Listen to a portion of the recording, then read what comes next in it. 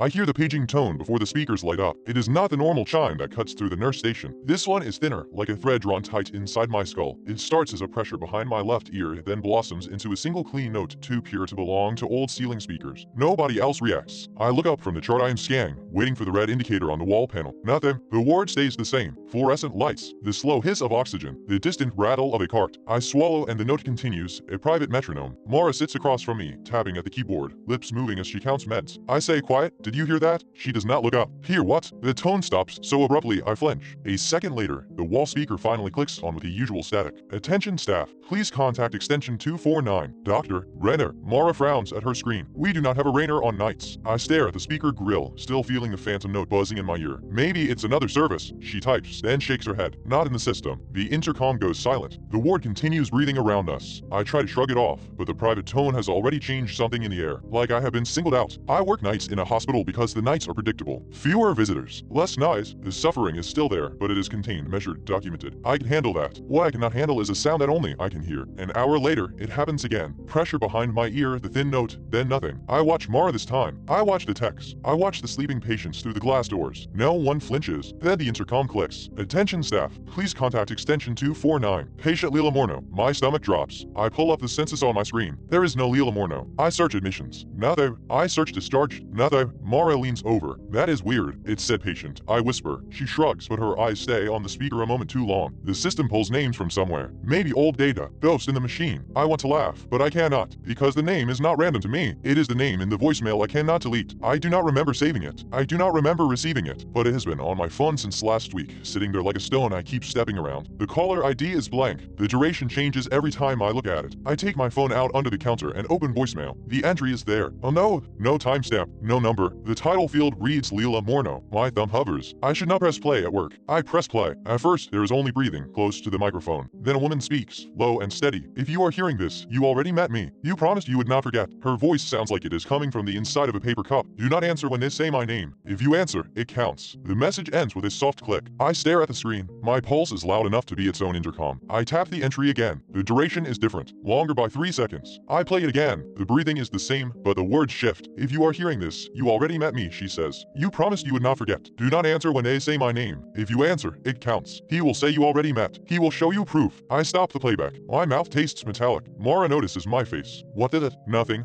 I lie. Just tired. She nods like she understands, but she watches me for a second longer than usual. The next page comes at 2:14. I hear the private tone, sharper now, and I grip the edge of the desk. The lights do not flicker. The world does not change. Only my body reacts like an animal hearing a predator. The intercom crackles. Attention staff, please contact extension 249. Orderly Daniel Klein. Mara sits up. We do not have an orderly named Daniel Klein. My phone vibrates on the desk. I look at the screen. No new notifications. The voicemail icon has a red tit I do not remember seeing. I open it. The same unknown voicemail now has a second entry beneath it. Also unknown. Also blank. The title field reads Daniel Klein. My throat tightens. I press play. A man speaks this time. His voice is calm, practiced, like he is reading from a script. Hey, he says, it is me. You are doing it again. You are pretending you do not remember. You always do that at the beginning. He chuckles softly, like we share a private joke. Meet me where we met before. You know the place. You already met me. The message ends. I listen again. The words are the same, but the background noise changes. On the second listen, I hear hospital monitors. On the third, I hear a door latch and footsteps. My phone is updating the voicemail as if it is live. The ward feels narrower. The air feels used. I stand. I need to check on 312. I tell Mara. You are fine, she says automatically, then stops. What? 312 is empty. I am already walking. The corridor lights hum. Patient doors line the walls, each with a small window like an eye. The nurse's station is behind me, but the private tone follows me faintly as if I am carrying it. At the end of the wing is a door marked supply. It is usually locked, accessed by badge. Tonight it is slightly open. I stop a few steps away. I do not know why I am here. I only know the voicemail told me to meet him where we met before, and my feet found this door without thinking. I raise my hand, then lower it. From inside, I hear someone shifting weight, slow and patient. I back away. The intercom clicks again, loud enough to make me jump. Attention staff, please contact extension 249. Nurse Elise Hart. My name. It is not a common name in this hospital. I am the only Elise on nights. My badge says Elise Hart in black letters. I turn and walk fast back toward the nurse's station. The private tone drills into my skull, and now it feels like it is coming from the ceiling lights, from the vents, from the bones of the building. Mara looks up as I approach. That was you, she says. It paged you. I know. I say, did you call something in? No? She points at the wall phone. Then why is it asking for extension 249? That extension is dead. It is not assigned. I pick up the handset. It is heavier than it should be. I do not dial. I just hold it listening. There is a faint tone on the line, and under it, breathing. I slam the handset down down. My phone vibrates again. The unknown voicemail entry titled Elise Hart is now there. It was not there a second ago. I do not want to play it. I play it. My own voice fills my ear. If you are hearing this, I say steady like I am trying to sound brave. Do not answer. Do not say yes. Do not confirm anything. He needs you to confirm. He needs you to remember. There is a pause and my voice drops to a whisper. I am sorry. I already did. The message ends in a rush of static that sounds like the private tone stretched thin. Mara is staring at me now. Oh,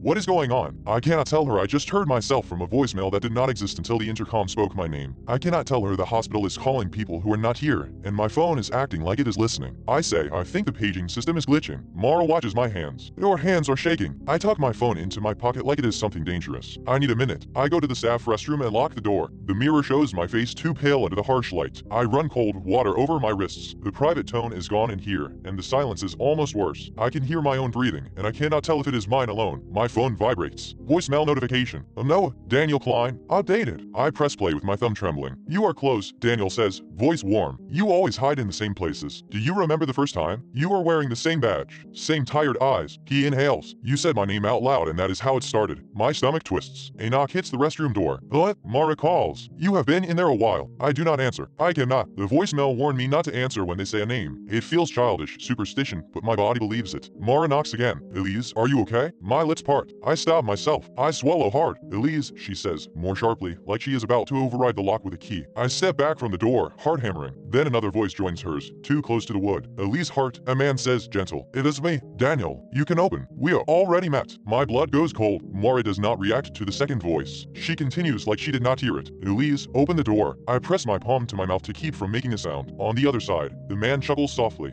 You always do this. You pretend you do not remember. You do. You remember the supply room. You remember my hands. You remember saying yes. I squeeze my eyes shut. The voicemail on my phone begins to play by itself, tinny through the speaker in my pocket. It is my own voice again, recorded, urgent. Do not answer. He will use someone else to get you to respond. He will make it sound normal. He will say your name like it's a question. The voicemail stops. My phone screen lights up through the fabric. A new message appears. Not voicemail this time. It is a photo. I pull the phone out. The photo shows me at the nurse's station, taken from across the counter. I'm looking down at a chart, unaware. The timestamp reads 2:14. The exact minute the intercom paged my name. My hands go numb. Another photo arrives. This one is closer. My face in profile. Mara beside me. Then a third. In the third photo, behind Mara, reflected in the dark monitor screen, there is a man standing where no one should be, smiling at the camera. The knock on the restroom door becomes a gentle tapping, like someone trying not to startle a skittish animal. Elise, Mara says. Please. The man speaks again, still soft. Tell her it is fine. Just say yes. Just say you know me. My phone vibrates with another voicemail update. This time, the title field is not a name. It reads extension 249. I press play because my thumb moves on its own. The intercom tone rings out, but it is inside the voicemail, not in the building. Under it, the man whispers directly into the microphone. We are out of time, he says. I need you to remember me out loud. I need you to say it so it is real again. Open the door, Elise. We are already met. The restroom light flickers once, and in the mirror, for a fraction of a second, I see a second figure behind me, close enough that I should feel his breath. Isavan. The restroom is empty. The door handle turns slowly, testing the lock. Mara sighs, frustrated. I am getting security. Her footsteps move away. The tapping stops. In the sudden quiet, the private tone returns, louder than ever, and now it feels like it is coming from my own teeth. My phone screen lights again. A new voicemail appears above all the others. No title. When it starts playing, it is not a voice at first. It is the sound of a door unlocking, a soft click, recorded close. Then my own voice, from some other night I do not remember, says clearly, yes, I remember you. Daniel. The lock on the restroom door clicks in response, as if the building itself just heard me. The handle turns all the way down, and from the other side, a familiar calm voice says, thank you. Now open it.